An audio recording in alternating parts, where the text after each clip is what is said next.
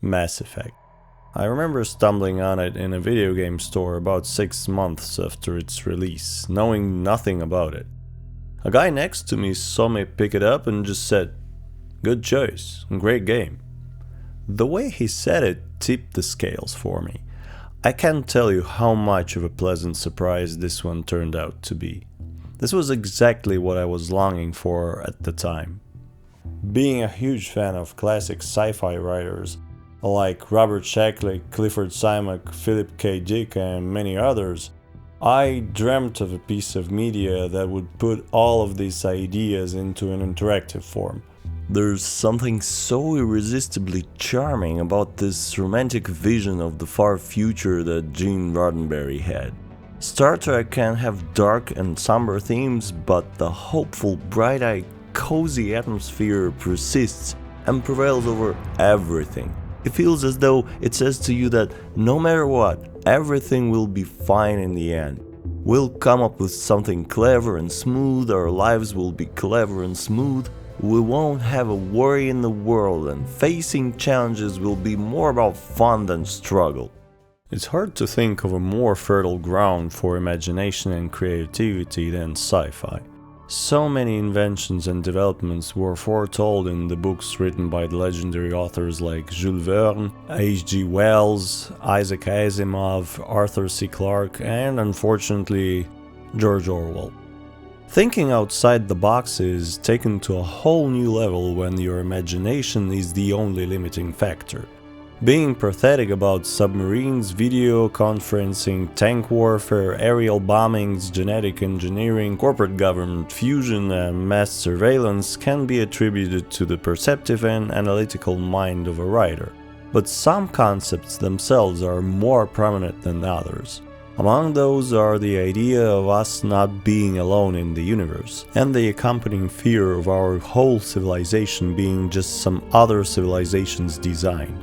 A design that makes humanity seem insignificant, irrelevant, and doomed. Sorry if I've just spoiled an 18-year-old game for you. Yes, it's 18 years old. Let that sink in. It's now old enough to vote, buy cigarettes, and still get molested by BioWare's writers. But these ideas are just a jumping off point to comment on humanity's inventiveness, resilience, and ingenuity. Our ability to come up with solutions to the most impossible of tasks is fascinating even to ourselves sometimes. And in addition to that, it serves as an inspiration to those of us who actually turn those dreams into reality. The true, sometimes unsung heroes of humanity's progress and advancement. Of course it didn't ruin my life. Vodka did. It's just a stupid video game no one cares about now. Sure, some people do, I guess. It doesn't deserve that care. It shits on it. Or does it? Yes, I know I just described half of modern AAA titles. No, the amazing Harlan Ellison even worked on a game a few years before. Are you gonna be good? But I think instead of making a piece of entertainment media, he was creating a novel means of torture. So it's not like the whole concept wasn't tried before, but coming up with your own lived-in universe filled with different races with their own backstories that pay subtle and sometimes not so subtle homages to the famous works of the genre with such elegance is nothing to sneeze at. Going in completely blind, I was slowly but surely falling in love. Being a dum-dum, I was like, "What's that? Who's that? Holy shit, what's that over there?" Too bad this love story ended like most of them, with a bitter, painful disappointment and a soul-crushing heartbreak. Join me, won't you, as I reminisce and bitch about a franchise that was once so near and dear to me. This is a story of Mass Effect's inevitable and tragic downfall. Take some believable, well-explained future tech, varied and intriguing alien races, and now add some high concepts of ancient alien relics left behind for future civilizations to discover and achieve leaps in progress.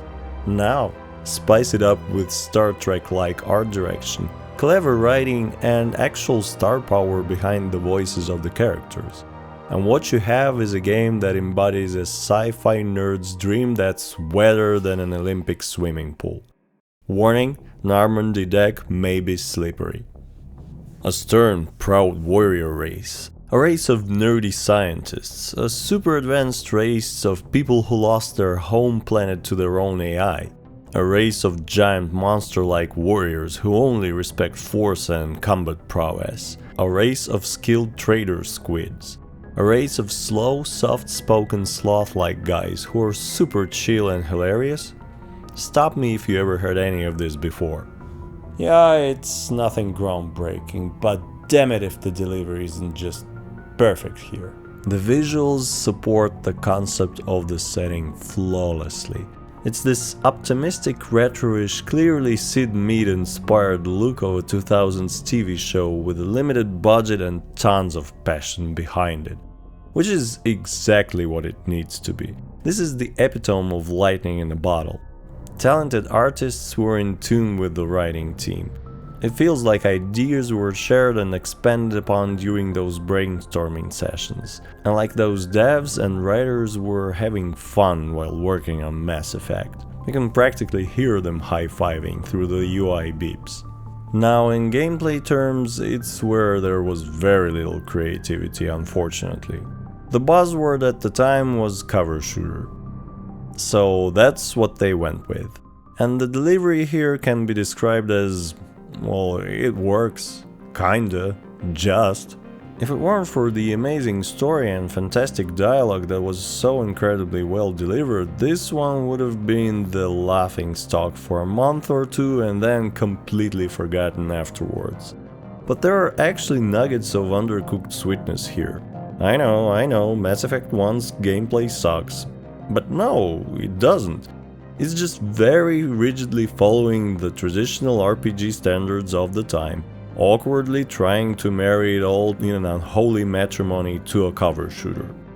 I'm very glad people realized how limited of a concept this whole cover shooter mechanic is. You want a cool feeling cover usage? Go play Half-Life Alyx. There, you actually take cover yourself.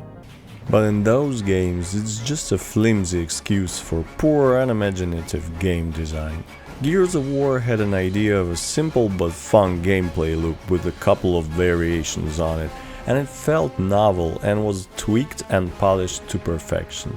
But alas, it was so easy to copy. On the surface, that is. I can't even imagine how much fiddling it took to make Marcus and Dom feel weighty and nimble at the same time. To make those cover transitions and dives feel as natural as they do. Mass Effect is nothing like that. It's probably the perfect example of a cover shooter done poorly.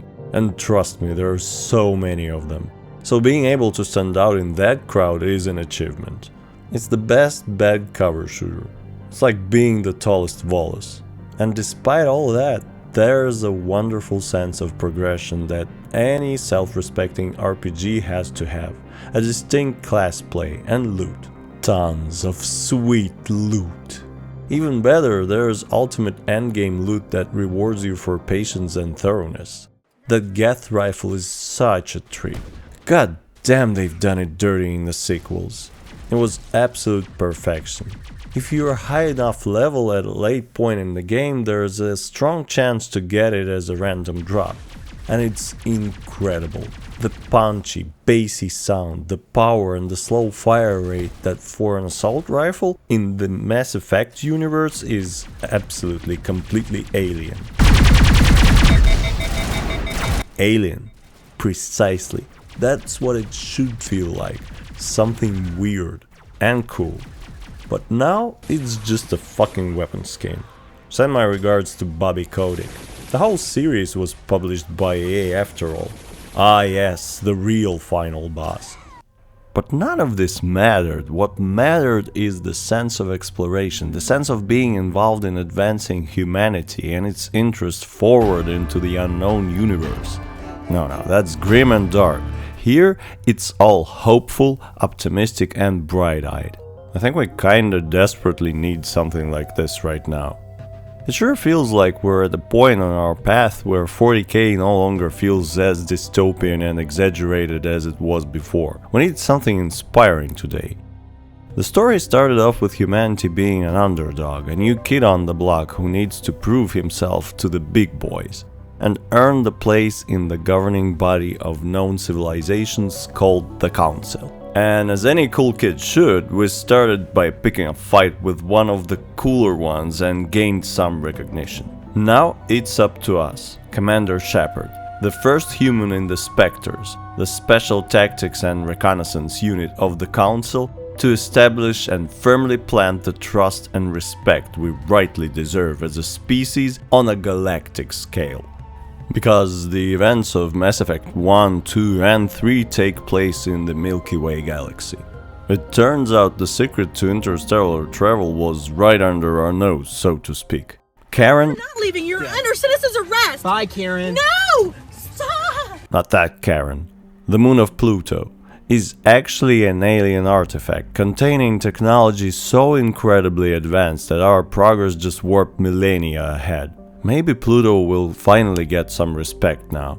Not only will we discover the ancient interstellar tech, we'll come upon spaceships, nay, immense space stations that have been there for tens, maybe even hundreds of thousands of years. And we need to be quick and light on our feet to adapt our thinking and conduct to these new discoveries. That's quite a task, but an exciting one, wouldn't you agree? No pressure. Now you might be thinking we cheated during a test. Don't worry, because all the other species did the same. Interesting, isn't it? It's almost like it was all by someone's design. It's so well set up and so incredibly well delivered and so immaculately paced that if you're a fan of the genre, you'll feel like a prospector who just struck a vein reach beyond his wildest dreams. It takes its time, it trusts the player's attention and investment in the setting, and at a point it finally reveals its cards. And boy, if it isn't a royal flush. Just like during a proverbial alien invasion on Earth, bogged down in petty fights, the stakes are raised so high all the differences are swiftly set aside to deal with an existential threat as one. But are we indeed as one here? The enemy might have someone poisoning the well behind the lines already. Of course there is. We're talking classic science fiction here. God, I wish it stayed that way though. Yes, it's somewhat corny, maybe even predictable to some, and the dialogue is sometimes stiff and poorly delivered. But its charm is undeniable to any classic Star Trek and Star Wars nerd. It feels like home. A clunky, awkward home. Nostalgia. The mess really of emotions. It's not like the seeds weren't sown early here. You got your first glimpses of something grand and terrifying, but for now it's impossible to interpret. But as Commander Shepard goes on, it will all become clear. Again, the concept of the whole existence being someone else's design isn't novel in the slightest. You could even argue it's been done to death. But what makes Mass Effect 1 stand out is the way it's so magically delivered. I cannot properly express with words how well done this whole Harbinger reveal scene is. And that voice. You are not Saren. For the longest time you think of Saren as a villain who's in control of a massive ancient alien ship, when it's the other way around. All that control is profound, invasive to the point of ownership, and nasty roleplay taken a tad too far. That's what Saren gets for being ambitious and a little kinky. I can relate. Wait, no I can't. A lot like The Witcher 3, the lame gameplay is held up by fantastic characters, a god-tier story and its immaculate delivery. Yeah, I said it. Hear me out before you start typing. The combat is so unresponsive and weightless at the same time it feels like several unrelated animations going on side by side. But it's not bad or terrible or broken. In the world of Souls-likes it feels like a link in the evolution chain that's a couple of links behind. And it really doesn't matter. because the story is that good. Also visuals. The game looks great to this day, and what's even better is the attention to detail. It's so much fun just to take a slow walk in the city of the continent. Why am I talking of Witcher all of a sudden? Because setting, lore and story-wise Mass Effect is on par. Yes, it's that good. Well, it was that good. Now? There's no way of putting it other than it's an ugly, mangled clusterfuck of shit. Look how they massacred my boy. Gameplay-wise, it's got very little on Witcher. Whoever designed and whoever approved those Mako sections, you should be ashamed. You wasted so many hours of human lives on such horribly designed mediocrity, your conscience is forever marred with guilt. And thank the maker they didn't fuck around with gravity. Could you imagine what kind of a shit show that would have been? And I swear the thrusters don't make you go any faster, they just shake the screen. My god, what is this? Why in Shrek's green swamp would a car change its input directions depending on where the camera is pointing? How large must the hole in your head be to come up with something like that? Why couldn't you just make the terrain smoother? It would save so many people so many hours of frustration. It's not about skill or patience, well, in a way it is. It's a test of patience. But that's just plain and simple.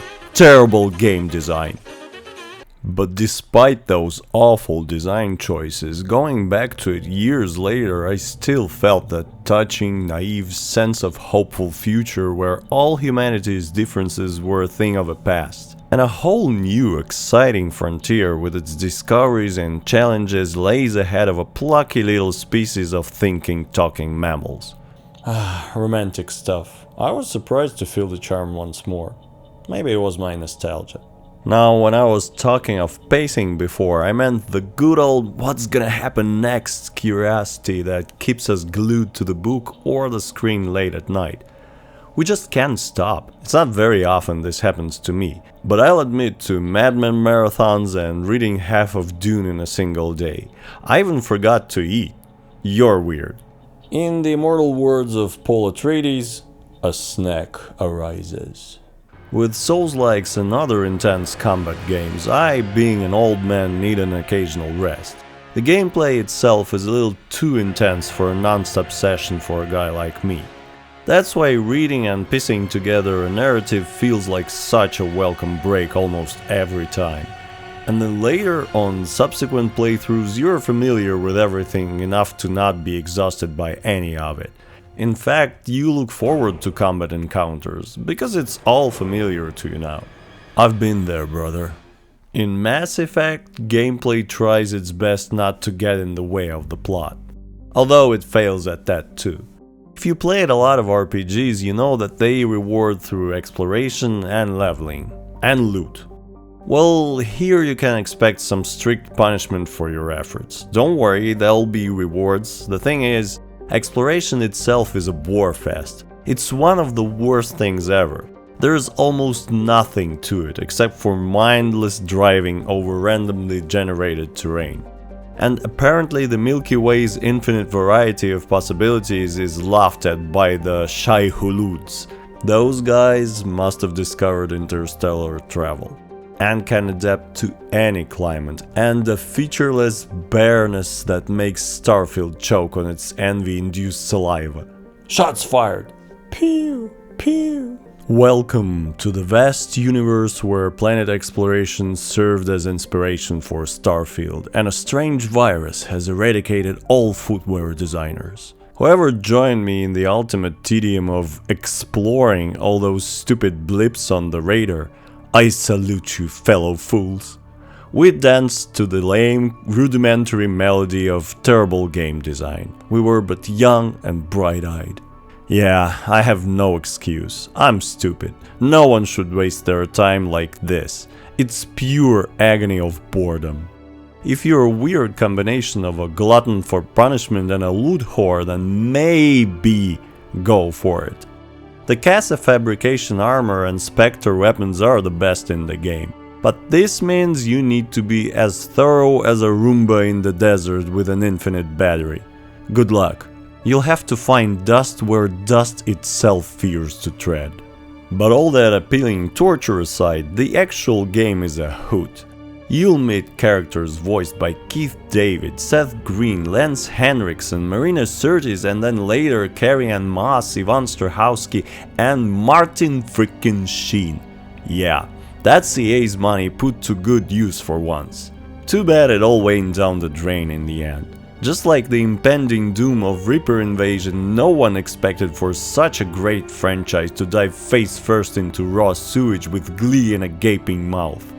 Collectors? More like trash collectors. As is to be expected, the actors have done an amazing job, as well as the writing team with Drew Karpyshyn as their lead.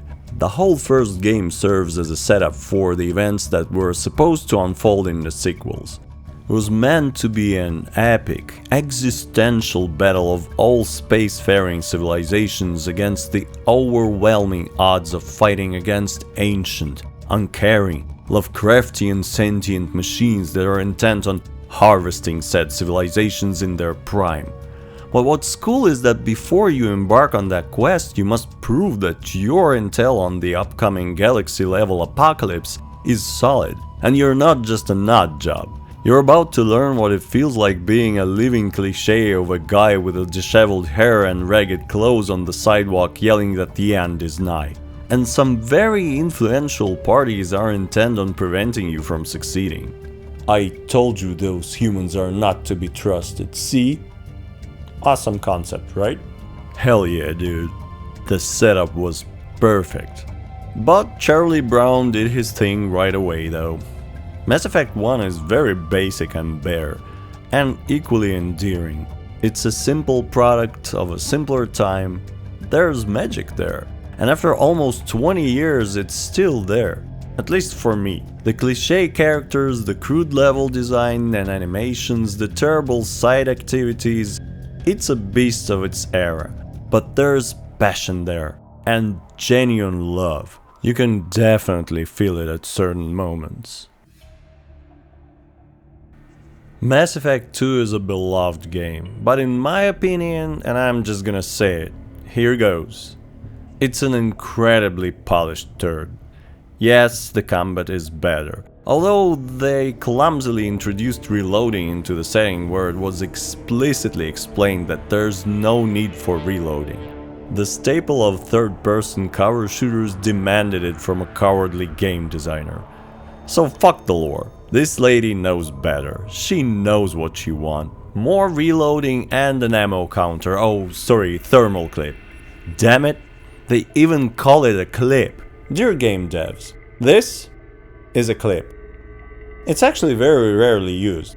It's used to hold the cartridges together. Usually people use boxes for that. And this is a magazine. Magazines are actually loaded into the gun, and that's the difference between them.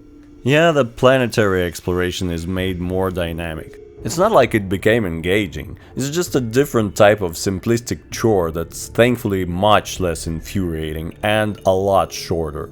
And the characters and their subplots are for the most part fantastic. Usually a lot more dull than this. Kanye is right. We'll get to that. But the RPG mechanics were dumbed down sadly, significantly. But the story fucking blows, man. It was sold to us via the intrigue. Something attacked the Normandy. Who? Who would dare to do something like this? And in a massive ship equipped with an absolute monster of a weapon. And the best part? They were just made up. Yep, not a single peep about the stupid collectors anywhere in Mass Effect 1. Even the name is stupid. Why not just call them the bad guys? Strange bedfellows, dammit.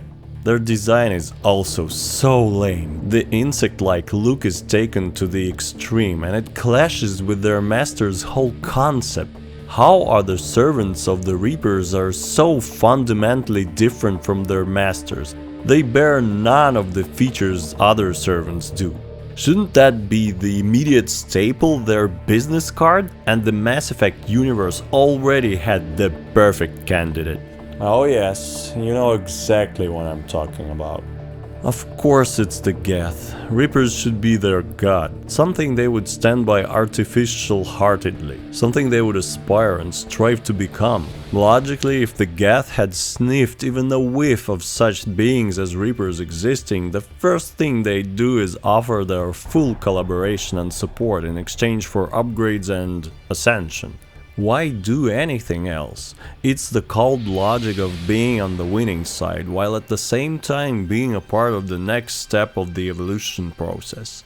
Reapers need their influx of new concepts, tech and material. What could serve that purpose better than the flawed Geth? And even more, it's explicitly said in Mass Effect 1 that the Geth revere the Reapers. So they scoffed at Geth, but these kitten-covered weirdos are welcome? Oh, they're former Protheans. You know, the obvious choice instead of the machines that don't age. The Reapers wanted to teach them a lesson? Why would an eternal machine god ever be so petty? Oh god, now I'm really worried. Did you fire your entire original art department, Casey? Or did they just quit by themselves? Press X to doubt. The romantic look inspired by Sid Mead is gone. Everything looks dark and less artsy in favor of questionable realism and a totally different feel. The Reapers themselves were such a cool concept, not entirely novel of an idea, but an awesome interpretation. The more mystery is kept around them, the better. Fear of the unknown and all that. Important stuff for world building and intrigue. Keep your villain an enigma. Oh shit, bad word these days. Oh, and of course, even after everyone saw an actual Reaper, no one still believes Shepard enough to get behind him. Right. What we got instead is the perversion of the idea that every new Reaper inherits the visual features of the species that they were harvested from. In the most stupid and literal of senses. You fight a giant metal skeleton. And here I wonder why I never finish any of my replay attempts, even though I replayed Mass Effect 1 in its entirety twice. Yeah, fuck that stupid skeleton, it's the dumbest idea ever. Sovereign must have been a sentient shrimp, I guess, and it turned out to be the pinnacle of evolution, because all other Reapers adopted its shape. I mean, who wouldn't? They taste so good. Oh, sorry, the Leviathans. I bet it tastes like crap. And that intro mission. Eden Prime felt like an epic introduction. A lush planet invaded by zombie-like husks, and the sight of Harbinger taking off gave everyone a nerdgasm. Well, here you are shooting robots in a cramped space, battling the recoil that would make a 500 Smith & Wesson blush. Okay, maybe it's a Souls-like setup, you'll go through tight corridors to reveal a gorgeous view? Nope. You'll feel like the Milky Way galaxy is the smallest thing ever, because while making your first steps on our first mission on the planet of grey concrete slabs, you'll immediately run into none other than Tali. It's a sad, small world. Is there a way to get off this ride? So the collectors are a concept that was pulled right out of the writer's ass. And so were some of the gameplay mechanics. Turning the relaxing ASMR-like galaxy map into a terrible minigame set was another one of those asinine decisions. I still listen to the awesome Those Minerals track by Kabuto the Python. Surely got those minerals. Beep it, I'll break it down so you can absorb it. You need to mine planets, minerals, and do it from orbit. Some good advice, and you're too much of a noob to ignore it. You'll get stranded with no fuel if you foolishly floor it. I used to rock microphones rhyming in the stadium. These days I launch probes mining for palladium. Slouching at my console, crying from the tedium. I contemplate relations with the slimiest of aliens. And he makes a perfectly valid point there. How come I, Commander freaking Shepard, am forced by one of the wealthiest people in the universe, with immeasurable resources and staff, to do this bitch work? Oh, let me tell you how. Because they didn't have any better ideas? They just wanted some dumb padding. Because the whole game is essentially just fluff and padding. Space detergent sold separately. Okay, now to Cerberus. The most evil guys since the Nazis. They knowingly sent people to agonizing deaths by the hundreds, organized horrible experiments and killed an actual admiral by putting him in the same room with murderous animals. That's some Roman Colosseum shit, and now you're reluctantly on the same side with them, because Martin Sheen's charms are that irresistible. Come on, damn it, this is why nobody takes gaming seriously. Maybe you were expecting to go around the galaxy and oversee the preparations for the impending face-off against the Reapers, while making sure everyone is giving their 110%? Were you expecting to maybe meet Geth scouts who are now embraced by the Reapers because desperate times, and now they try and lay the groundwork for the upcoming invasion? And maybe fight them to protect the weak links and plug the holes in your defenses? All in the atmosphere of uplifting unity and optimism mixed with terror and anticipation on the galaxy scale for the ultimate climax of Mass Effect 3, when the final battle will take place. Fuck you, collectors and a goofy skeleton. There are actual people who call themselves journalists and professionals who are smooth-brained enough to call this cowardly excuse of a sequel an Empire Strikes Back of the trilogy, even though they have absolutely nothing in common plot-wise. What a fucking insult. I hope they bought you something really nice for saying that. Enjoy your thermal clip money. A game where a pistol is a more effective weapon than an assault rifle. But hey, at least you get to explore someone's really messed up fetish of a dominatrix warrior that looks like she belongs in a dungeon or an underground members only club in Amsterdam. And Miranda's ass defied all objectification accusations, even though it's exactly what it is.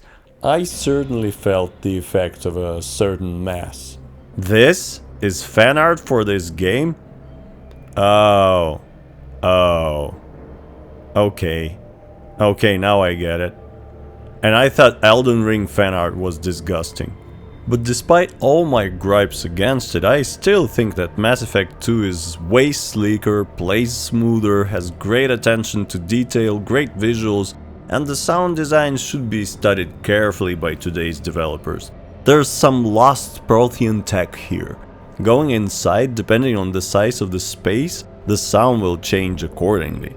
It feels very natural, even though I don't like a lot of the changes and the obvious attempt to appeal to a broader audience. I'd still wager that this is a good sequel overall. But it's not the one I wanted. My enjoyment was constantly interrupted by events and mechanics that made me cringe.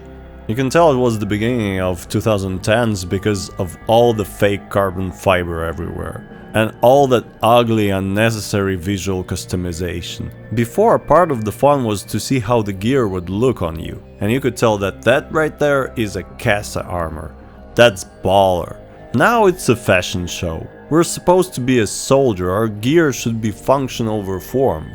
God, it really doesn't stand the test of time as well as the designs of the first one do. But of course, beauty is in the eye of the beholder. The first one, while simplistic, feels well futuristic. These guns operate on completely different principles, their engineering is far too advanced, and that's exactly what they should feel like. Even modern firearms have very effective recoil management. It'd be viable to assume that in the next couple of centuries we'll figure out a way to do it even better.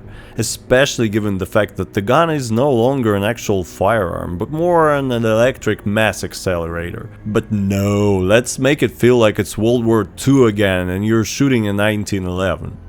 Not that there's anything wrong with a 1911, it's a gorgeous pistol, but it should feel archaic in comparison to a weapon from an age of interstellar travel, and yet only the looks have changed, for worse.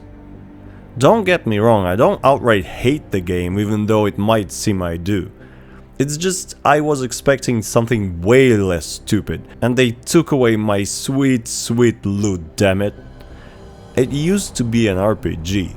Pour one out for randomized drops and the excitement that goes with it. And like the Salt Factory said, it could have not existed.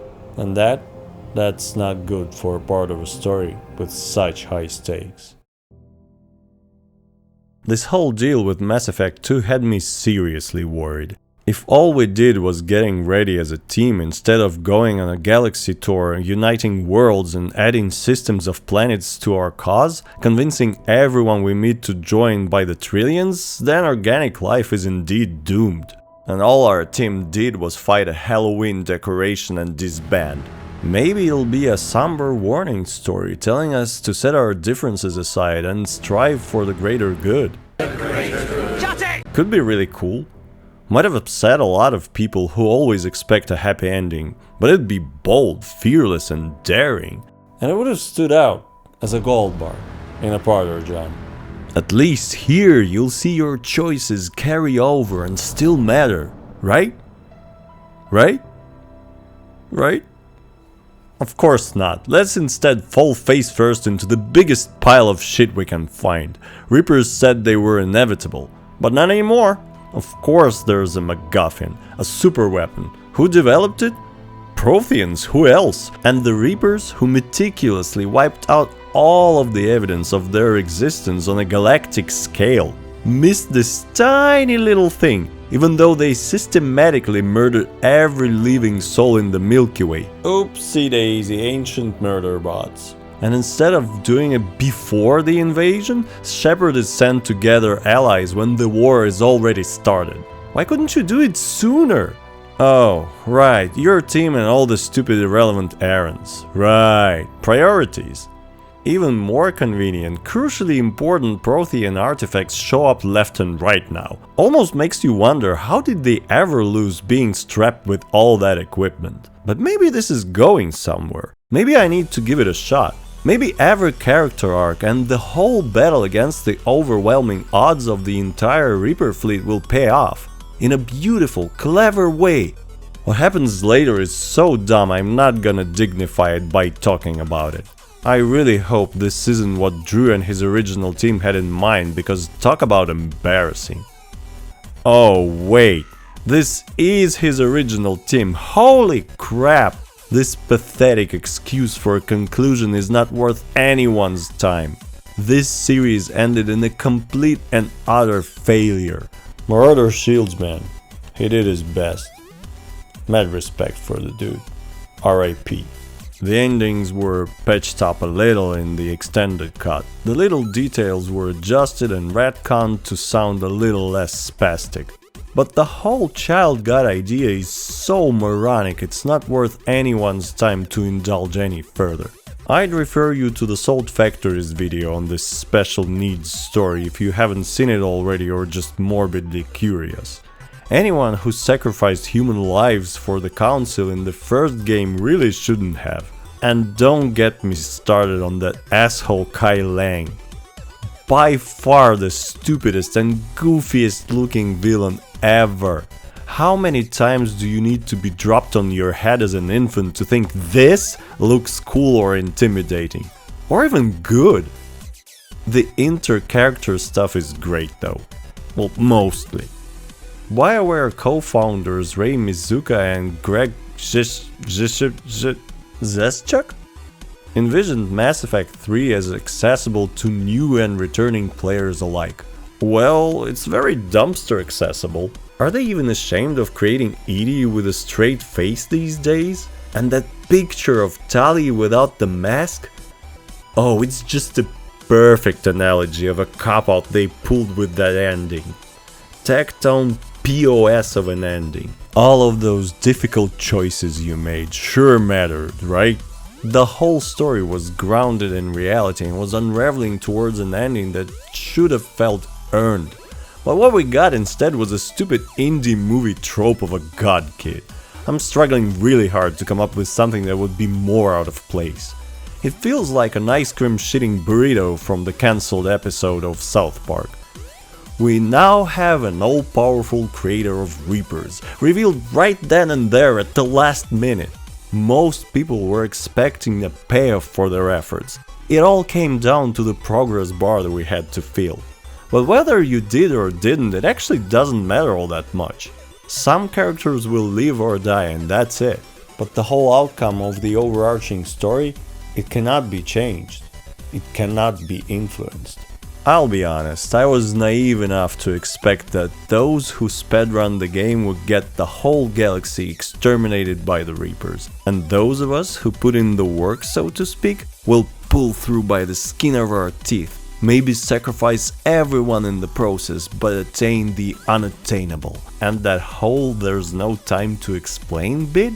I'm sure Destiny writers were taking notes rigorously. And don't even get me started on the addition of Jessica Chobot. Is there a better example of horrifically revolting and out-of-place, immersion-breaking reminder of corporate soulless influence?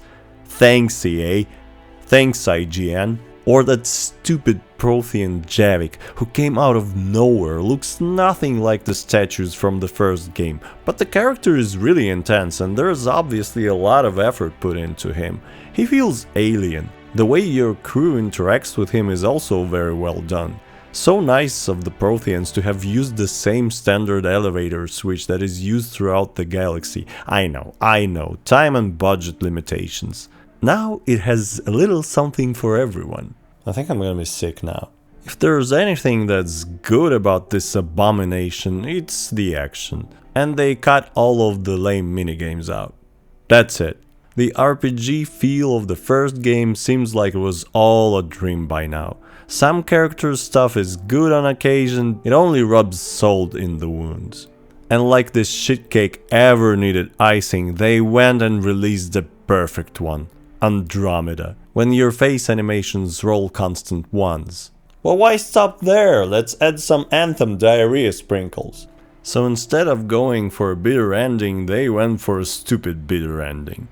I would have been totally fine with the Reapers slowly consuming the organics all over our beautiful galaxy. It could have been a cool parable of how everything has to end and that you should enjoy things while they last. But instead it just embarrasses itself and makes you wish for Marauder shields or at least Marauder health to succeed. Oh, at least the gaming journals seem to have enjoyed it. All hail EA, consume product 10 out of 10. Now with even more thermal clips. The gameplay is actually a really polished Gears of War clone now. It's well made, I applaud the team who worked on the actual gameplay part. It's not what I personally wanted, but it's great for what it is. Which is old, simplistic and clunky by today's standards, but it's no game's fault.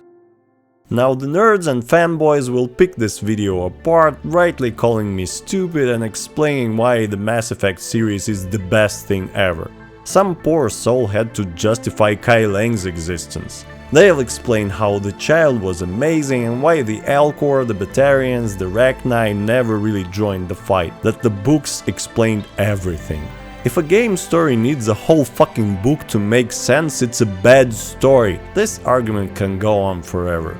The thing is, at least to me, it feels wrong. Wrong and lazy. If you love it, then you must really be into slideshows. And into kids. But the whole point of making this video for me was to call it like I see it. It's a disaster of a series that started so great but had no creative integrity or vision. The only goal behind it was profit, I guess. Well, in the end, that's what they got. There was potential for greatness here. Something special could have happened. One that could have been remembered and served as an example to others. I hate those slides, especially the one where the Reapers are just in the background doing pitch work. I really wish they'd go with the indoctrination theory. Even that would make more sense.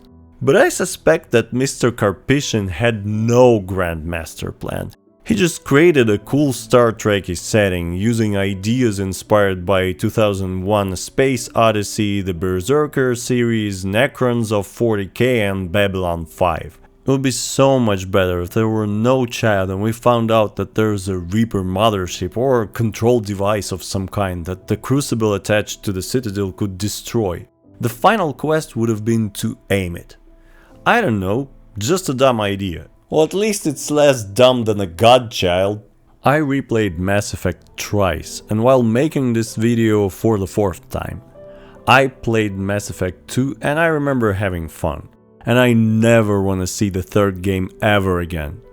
I just can't even look at it. Is there any hope left for the franchise? Maybe. You just have to find someone other than Casey who has a track record now with things like Anthem. Someone who actually has a vision of something tangible and less grand but focused and actually thought through. Maybe keep him around as an idea man, kinda like George Lucas was for the original trilogy. We get no closure, and in a sense this is a perfect metaphor for our lives. There won't be a neat little bow tied at the end. I feel you, Rich. It'll just end, and a new story will begin, without the previous ending. Cue the mass relay sound one last time.